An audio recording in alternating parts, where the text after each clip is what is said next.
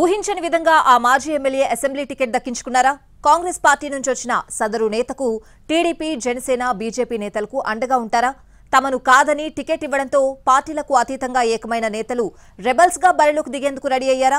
అన్న పోతే తమ్ముడు, తమ్ముడు పోతే అన్నకు జై కొట్టడానికి టీడీపీ క్యాడర్ సిద్ధంగా ఉందా లేదా? ఆ నియోజకవర్గంలో అసలు ఏం జరుగుతోంది? ఉమ్మడి చిత్తూరు జిల్లాలోని మదనపల్లె నియోజకవర్గం టీడీపీకి కంచుకోట. అలాంటి చోట అభ్యర్థి ఎంపిక వివాదాన్ని రేపుతుంది. నియోజకవర్గంలో 5 సంవత్సరాలుగా పార్టీ క్యాడర్ డక్కీలు మొక్కీలు తిని రాజకీయ పోరాటం చేస్తున్నారు. పోటీ చేయాలనుకున్న అభ్యర్థుల లిస్టు చాలా పెద్దదే. ఇలాంటి సమయంలో మదనపల్లి అభ్యర్థిగా కాంగ్రెస్ పార్టీ నుంచి చేరిన మాజీ ఎమ్మెల్యే షాజహాన్ బాషాకు టికెట్ ఇచ్చింది.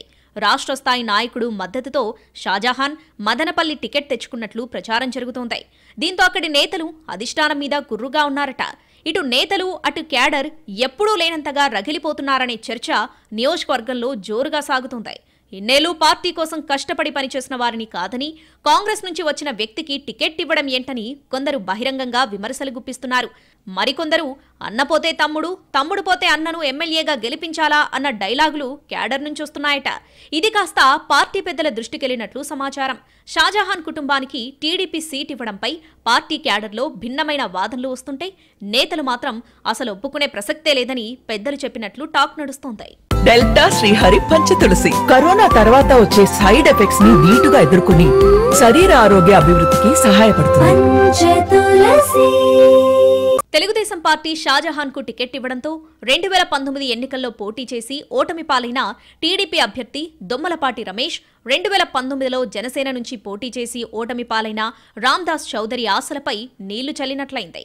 దీంతో 2 రోజుల పాటు మౌనంగా ఉన్న వీరిద్దరూ ఇక లాభం లేదనుకుని బీజేపీ నేత బండి ఆనంద్ ఇంట్లో రహస్య సమావేశం నిర్వహించారట. వీరితో పాటు మండల స్థాయి నాయకులు, డివిజన్ స్థాయి నాయకులు హాజరయ్యారు. 2019 నుంచి ఇప్పటి వరకు పార్టీ కార్యక్రమాల నిర్వహణతో పాటు అనేక కేసులు ఎదుర్కొన్నామని, తమకు అవకాశం ఇవ్వకుండా కాంగ్రెస్ నుంచి వచ్చిన వ్యక్తికి ఎలా ఇస్తారని ప్రశ్నిస్తున్నారట. దీనికి తోడు సిట్టింగ్ ఎమ్మెల్యే నవాజ్ బాషా సోదరుడైన షాజహాన్ బాషాకు ఇవ్వడం తెలుగుదేశం నేతలు జీర్ణించుకోలేకపోతున్నారు.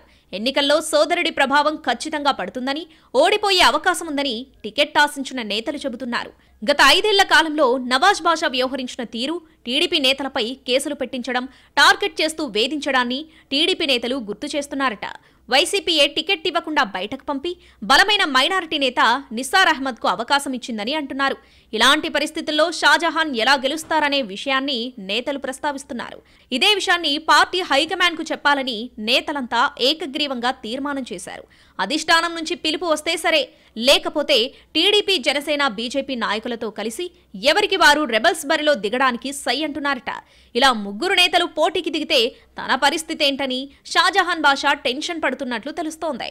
రెబల్స్ గొడవను పార్టీ ఎలా డీల్ చేస్తుంది, తమ్ముడి ఎఫెక్ట్ అన్న మీద లేకుండా ఎలాంటి యాక్షన్ ప్లాన్ అమలు చేస్తుందన్నది ఆసక్తికరంగా మారింది.